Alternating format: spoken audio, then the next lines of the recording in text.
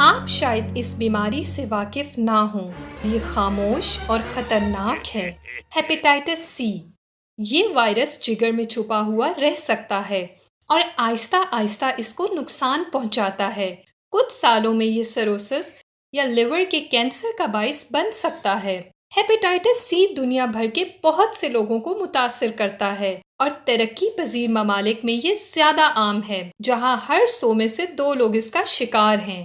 Medical science کی تحقیق سے آج اس خطرناک مرض کا علاج موجود ہے۔ آئیے ڈاکٹر اسمارٹ سے اس کے بارے میں پوچھتے ہیں۔ اسمارٹ کلینک میں خوش آمدید۔ آج ہم ہیپیٹائٹس سی کے بارے میں بات کریں گے۔ ڈاکٹر اے، یہ بتائیے ہیپیٹائٹس سی ہمارے جسم کو کس طرح متاثر کرتا ہے؟ ہیپیٹائٹس سی وائرس ہمارے جسم میں خون کے ذریعے داخل ہوتا ہے اور ہمارے جگر میں پہنچ کر اس پر اثر کرتا ہے۔ ہر 3 میں سے 1 شخص کا دفاعی نظام اس وائرس کا مقابلہ کر کے اس کو مکمل طور پر ختم کر دیتا ہے۔ تاہم باقی لوگوں میں یہ وائرس خصوصی صلاحیت کے ذریعے چھپا رہتا ہے اور جگر کو مسلسل نقصان پہنچاتا رہتا ہے۔ کیونکہ یہ نقصان آہستہ آہستہ ہوتا ہے، بہت سے لوگوں میں اس کی کوئی علامات ظاہر نہیں ہوتی۔ یہی وجہ ہے کہ اکثر اوقات ہیپیٹائٹس سی کی تشخیص طویل عرصے کے بعد ہوتی ہے۔ اس مرض کی شدت ہر شخص میں مختلف ہوتی ہے۔ تقریباً 4 میں سے 1 شخص میں جگر کو بتدریج نقصان پہنچتا رہتا ہے اور جگر سکڑ جاتا ہے۔ اس حالت کو سیروسس کہتے ہیں۔ ہیپیٹائٹس سی جگر کے کینسر کا باعث بھی بن سکتا ہے۔ ایک سادہ بلڈ ٹیسٹ کر کے ہیپیٹائٹس سی کی تشخیص کی جا سکتی ہے۔ ڈاکٹروں کو چاہیے کہ وہ یہ ٹیسٹ ان لوگوں میں ضرور کروائیں جن میں اس مرض کے ہونے کا خطرہ زیادہ ہے۔ ڈاکٹر اے، جگر کے سیروسس سے کیا اثر ہوتا ہے؟ جگر کے سکڑاؤ یعنی سیروسس کی وجہ ہیپیٹائٹس سی کے علاوہ دیگر بیماریاں بھی ہو سکتی ہیں جو جگر کو رفتہ رفتہ نقصان پہنچاتی ہیں۔ سیروسس کی دیگر وجوہات میں شراب نوشی، ہیپیٹائٹس بی وائرس اور فیٹی لیور یعنی چربی والا جگر شامل ہیں۔ سیروسس بہت سارے مسائل پیدا کر سکتا ہے۔ نمبر 1، جگر توانائی کے انتظام کو صحیح طرح چلا نہیں پاتا، جس کی وجہ سے کمزوری، نکاہت اور بھوک میں کمی آ جاتی ہے۔ نمبر 2، پلیٹلیٹس اور کلاٹنگ فیکٹرز کی کمی کی وجہ سے خون پتلا ہو جاتا ہے، جس کے نتیجے میں بڑی آسانی سے نیل پڑ سکتے ہیں اور زخموں سے خون بھی زیادہ رستا ہے۔ نمبر 3، خون کے اندر بلی روبن کی زیادتی کی وجہ سے آنکھوں اور جلد میں زرد رنگی ظاہر ہونے لگتی ہے۔ اسی وجہ سے پیشاب کا رنگ بھی گہرا ہو جاتا ہے۔ نمبر 4، چونکہ جگر اس قابل نہیں رہتا کہ خون کو اچھی طرح صاف کر سکے، جسم اور خون کے اندر مضر اجزاء جمع ہونا شروع ہو جاتے ہیں، جن کی وجہ سے غنودگی طاری ہو سکتی ہے اور ذہن بھی الجھنے لگتا ہے۔ نمبر 5، جیسے جیسے جگر سکڑنے لگتا ہے، پیٹ، تلی اور آنتوں سے جگر تک آنے والی خون کی نالیاں بھی متاثر ہوتی ہیں اور ان میں پریشر بڑھ جاتا ہے۔ اس کیفیت کو پورٹل ہائپر ٹینشن کہتے ہیں، یعنی جگر کی نالیوں میں ہائی پریشر۔ یہ بالکل ایسا ہی ہے جیسے پانی کے پائپ کے ایک سرے پر رکاوٹ ڈال دیں تو پائپ کی دوسری طرف پانی کا پریشر بڑھ جاتا ہے۔ اس ہائی پریشر کی وجہ سے پیٹ کے اندر پانی جمع ہونے لگتا ہے، جس کو اسائٹس کہتے ہیں۔ پورٹل ہائپر ٹینشن کی وجہ سے غذا کی نالی اور معدے میں موجود خون کی نالیاں پھولنے لگتی ہیں اور کبھی پھٹ بھی سکتی ہیں، جس کی وجہ سے خون کی الٹیاں یا پخانے میں گہرے رنگ کا خون آ سکتا ہے۔ نمبر 6، سیروسس کی وجہ سے جگر کے کینسر کے امکانات بھی بڑھ جاتے ہیں۔ ڈاکٹر اے، ہیپیٹائٹس سی جسم میں کس طرح داخل ہوتا ہے؟ ہیپیٹائٹس سی وائرس خون کے ذریعے جسم میں داخل ہوتا ہے۔ اس کی عام وجہ ٹیکے اور انجیکشنز ہیں جو استعمال کے بعد کسی اور کے لیے بھی استعمال کیے جائیں یا آپس میں شیئر کیے جائیں۔ وائرس مریض کے خون سے سوئی پر لگ جاتا ہے اور دوسرے کے خون میں داخل ہو جاتا ہے۔ اسی طرح حادثاتی طور پر انجیکشن کی سوئی سے زخم بھی لگ سکتے ہیں۔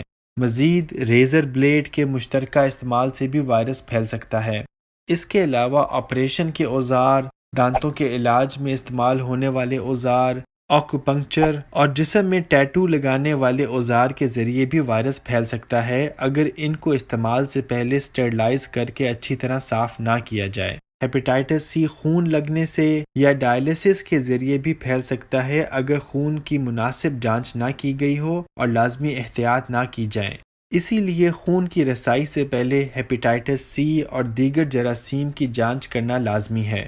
اس وائرس سے متاثر خون جلد میں کھلے زخم سے براہ راست رابطے میں آئے تو بھی ہیپیٹائٹس سی جسم میں داخل ہو سکتا ہے۔ احتیاط رکھیں کہ یہ وائرس سوئیوں پر اور خون کے نشانوں پر 7 دن تک زندہ رہ سکتا ہے۔ ہیپیٹائٹس سی سے متاثرہ ماں کے بچے پیدائش کے دوران اس وائرس کا شکار بن سکتے ہیں۔ یہ وائرس جنسی تعلق سے بھی دوسرے تک منتقل ہو سکتا ہے۔ ایک ہی میاں بیوی کے بیچ اس کا امکان بہت کم ہے، لیکن ایک سے زائد جنسی ساتھی ہونے میں اور ہم جنسی میں اس کے امکانات زیادہ ہیں۔ اس کے علاوہ یہ بھی جاننا ضروری ہے کہ ہیپیٹائٹس سی کن امور سے نہیں پھیلتا، جس میں ایک ہی گھر میں رہنا، ایک ہی دفتر میں کام کرنا، ایک اسکول جانا، گلے ملنا، مصافحہ کرنا، ساتھ مل کر کھانا کھانا یا ماں کا اپنے بچے کو دودھ پلانا ہے۔ یہ وہ چیزیں ہیں جن سے ہیپیٹائٹس سی نہیں پھیلتا۔ ڈاکٹر اے، ہیپیٹائٹس سی سے ہم اپنی حفاظت کیسے کریں؟ چند احتیاطیں کر کے ہم اپنی حفاظت کر سکتے ہیں۔ نمبر 1، کبھی بھی کسی دوسرے کے ٹیکے یا انجیکشن استعمال نہ کریں۔ کلینک اور ہسپتالوں میں جانچ کر لیں کہ ہر بار نئی سوئی استعمال ہو۔ نمبر 2، اگر آپ گولیاں کھا سکتے ہیں تو جہاں تک ممکن ہو ٹیکوں اور ڈرپوں سے گریز کریں۔ یہ ہیپیٹائٹس سی کے پھیلاؤ کا عام ذریعہ ہے، جہاں ایک سوئی دوبارہ استعمال کی جاتی ہے یا استعمال شدہ سوئیوں کو درست انداز میں ضائع نہیں کیا جاتا۔ اگر انجیکشن ہی کے ذریعے دوائی لینی پڑے تو اس بات کا خیال رکھیں کہ سوئی نئی ہو اور استعمال کے بعد ٹھیک طرح سے ضائع کر دی جائے۔ نمبر 3، ذاتی استعمال کی چیزیں جیسے ریزر بلیڈ، ٹوتھ برش وغیرہ کسی دوسرے کو نہ دیں۔ نمبر 4، اسی طرح کان چدھائی، ختنے کرانا، بال کٹوانا، آکوپنکچر کروانا، ان سب چیزوں کے لیے ان جگہوں پر جائیں جہاں نئے اور صاف اوزار استعمال ہوتے ہوں۔ اگر آپ کو اطمینان نہ ہو تو پھر اپنے اوزار اپنے ساتھ لے کے جائیں۔ نمبر 5، کسی جگہ پر لگے خون کو براہ راست مت چھوئیں۔ ہاتھ پر دستانے پہن لیں یا لفافے کا استعمال کر کے خون کو صاف کریں۔ داغدار حصے کی صفائی کے لیے بلیچ کا استعمال کیا جا سکتا ہے۔ نمبر 6، جنسی تعلق میں احتیاطی تدابیر استعمال کریں۔ نمبر 7، ہیپیٹائٹس سی سے متاثرہ ماؤں کے بچوں کا ٹیسٹ کرایا جائے۔ یہ ٹیسٹ پیدائش کے 2 ماہ بعد PCR کا ٹیسٹ کر کے کیا جا سکتا ہے، یا پھر جب بچہ 18 ماہ کا ہو جائے تو اینٹی باڈی کا ٹیسٹ کرا سکتے ہیں۔ یہ جان لیں کہ فی الحال ہیپیٹائٹس سی سے بچاؤ کے لیے کوئی حفاظتی ویکسین یا ٹیکے دستیاب نہیں۔ ڈاکٹر اے، ہیپیٹائٹس کا علاج کس طرح کیا جاتا ہے؟ پہلے وقتوں میں ہیپیٹائٹس سی کا علاج خطرناک اور کم اثر تھا، لیکن اب ایسی گولیاں موجود ہیں جو خطرے سے خالی ہیں اور علاج کے لیے نہایت مؤثر ہیں۔ یہ 8 سے 24 ہفتے کی دورانیہ کا کورس ہے۔ ہیپیٹائٹس سی سے متاثرہ تمام مریضوں کو اپنا علاج ضرور کروانا چاہیے۔ اس سلسلے میں جگر کے ماہر ڈاکٹر سے مشورہ کریں۔ علاج کے وقت یہ دیکھا جاتا ہے کہ مریض کو کون سی نوعیت کا ہیپیٹائٹس سی وائرس ہے اور کس حد تک جگر متاثر ہے۔ سیروسز یعنی جگر کے سکڑاؤ کی وجہ سے پیدا ہونے والے مسائل کی وجہ سے آپ کو مزید علاج کی ضرورت بھی پڑ سکتی ہے۔ اس کے علاوہ سیروسز کی صورت میں ہر 6 ماہ بعد ٹیسٹ کر کے یہ پتہ لگایا جاتا ہے کہ جگر میں کہیں کینسر نمودار تو نہیں ہو گیا۔ جن مریضوں میں بیماری کی شدت بڑھ جائے تو جگر کے ٹرانسپلانٹ کی نوبت بھی آ سکتی ہے۔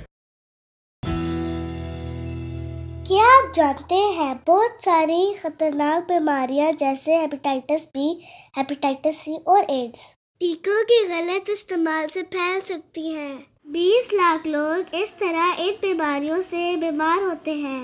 بھرپور کوشش کریں کہ ٹیکوں کا استعمال کم کریں۔ ہمیشہ نئی سوئی استعمال کریں، مناسب طریقے سے ضائع کریں اور کبھی بھی دوسروں سے نہ شیئر کریں۔ سمجھداری سے کام لیں اور ان مسائل سے خود کو بھی محفوظ رکھیں اور دوسروں کو بھی۔